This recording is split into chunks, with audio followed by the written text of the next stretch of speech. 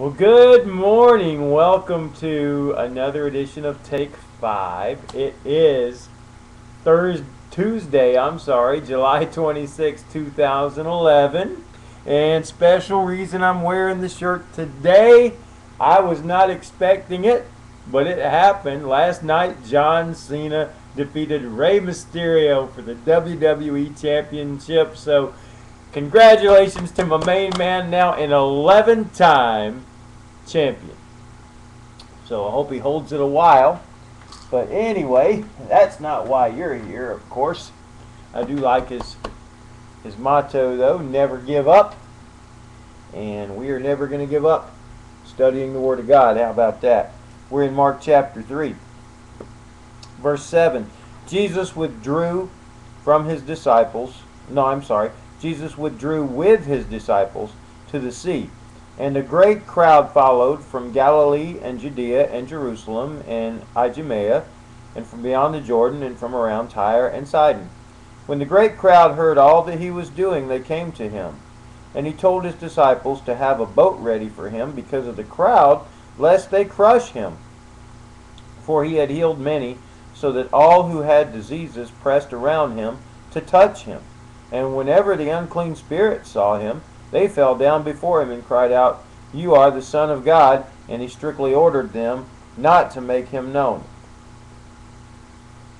Alright, well, this passage is fairly self-explanatory, so I won't take too much time, but here's what it is. You got Jesus, he's healing everybody, and he's casting out all of the evil spirits, and when you do that, for real, you draw a huge crowd. Even when the people do it for fake, they draw huge crowds. Well, he was drawing, everybody was coming out to see him, so much so that he literally was concerned that he was going to get crushed by the crowd. And you know, there have been cases in history where there was, a mob scene and people were trampled to death. I think of soccer matches around the world where that's happened.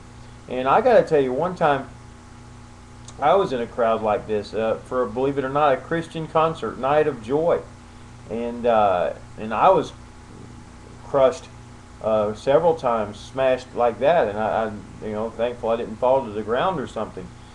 So this was a very legitimate fear, and perhaps some of you have been in crowds like that, and you know what the physical damage a crowd can do. So he says, "Hey, we need to get a boat and get off of the land and get out into the water."